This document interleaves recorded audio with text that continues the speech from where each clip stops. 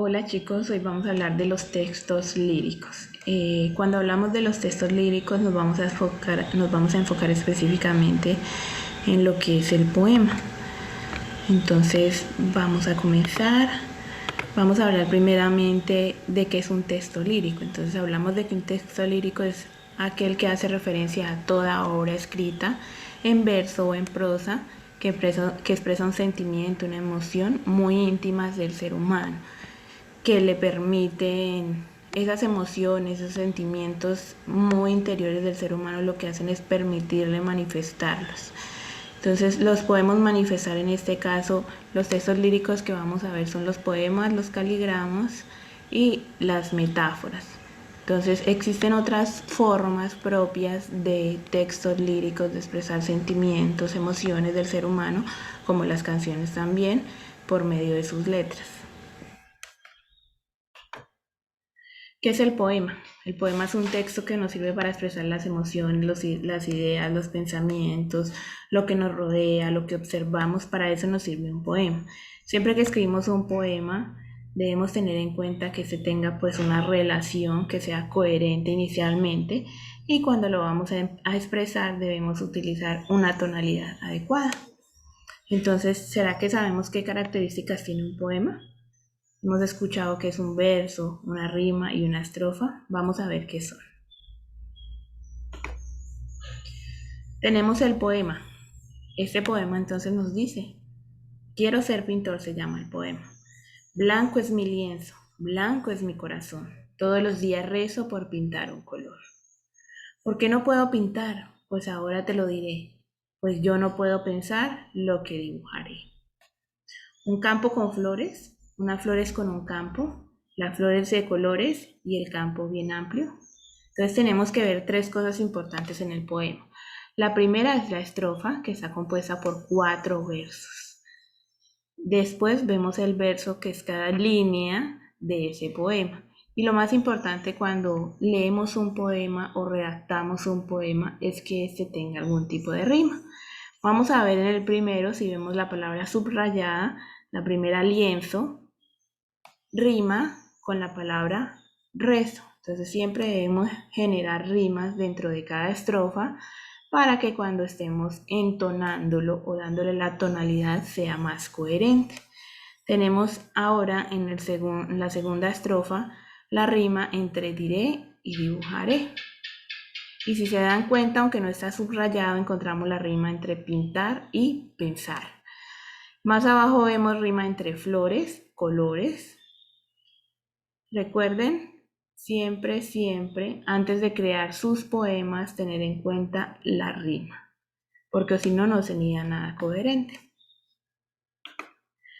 Tenemos el caligrama. El caligrama es una forma de expresar igualmente emociones, sentimientos. Generalmente el caligrama se trabaja bajo un poema. Entonces ese poema se convierte en una imagen que es construida con ese poema. En este caso tenemos una nota musical. Vamos a ver si es coherente lo que dice dentro de la nota musical.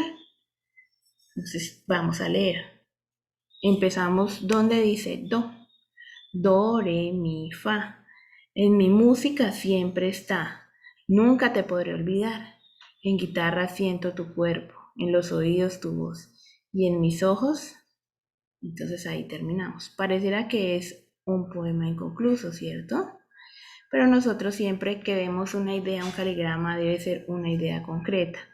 Entonces, si vamos a trabajar, no podemos hacer, por ejemplo, nos regresamos aquí un verso nomás, tenemos que trabajar toda la estrofa, que en este caso pareciera que nos hubiera faltado versos, o un verso o varios versos. Vamos a ver este otro caligrama. Entonces vemos que dices: tal vez primero fuiste una oruga de madera, te dormiste en tu capullo sin saber que al despertar vendrían 2 hermosas alas que aún grandes y pesadas volando te llevarían. ¿Quién sabe hasta qué lugar? Allí te encontró el artista y fuiste sin darte cuenta, su musa de inspiración, y entonces te transformaste de nuevo, mágica y bella, en una eterna canción. Entonces, ¿recuerdan lo que acabamos de hablar? La imagen debe ser coherente con el poema que va escrito dentro de ella o va formándola a ella. En este caso estamos hablando de una oruga, por eso aparece una mariposa. Esa mariposa da toda la forma con su poema. En el caso anterior, la nota musical solamente daba su contorno con cada uno de sus versos formándola.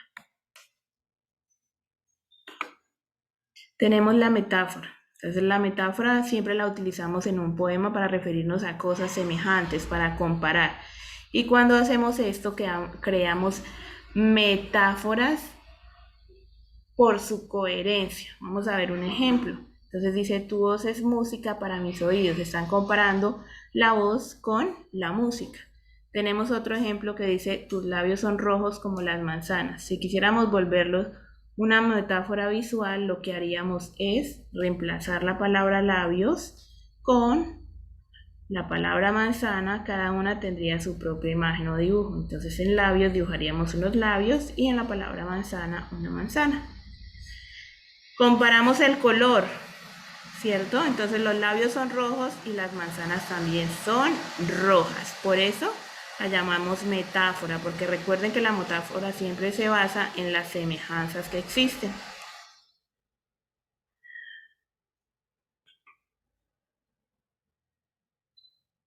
Tenemos aquí el poema, entonces tenemos clases de poemas que sería el verso libre, el caligrama, y los recursos literarios de ese poema serían la metáfora y la metáfora visual, que es lo que hemos venido hablando todo el tiempo, basándonos en el poema. Recuerden que estamos hablando de lo que son los textos líricos y nos enfocamos principalmente en el poema.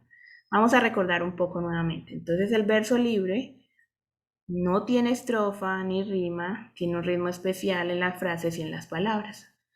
El verso libre lo podemos construir sin importar si existe o no existe una rima. Recuerden que es un ejercicio más comparativo. El caligrama es un poema visual, las palabras forman una imagen, que es de lo que hemos venido hablando.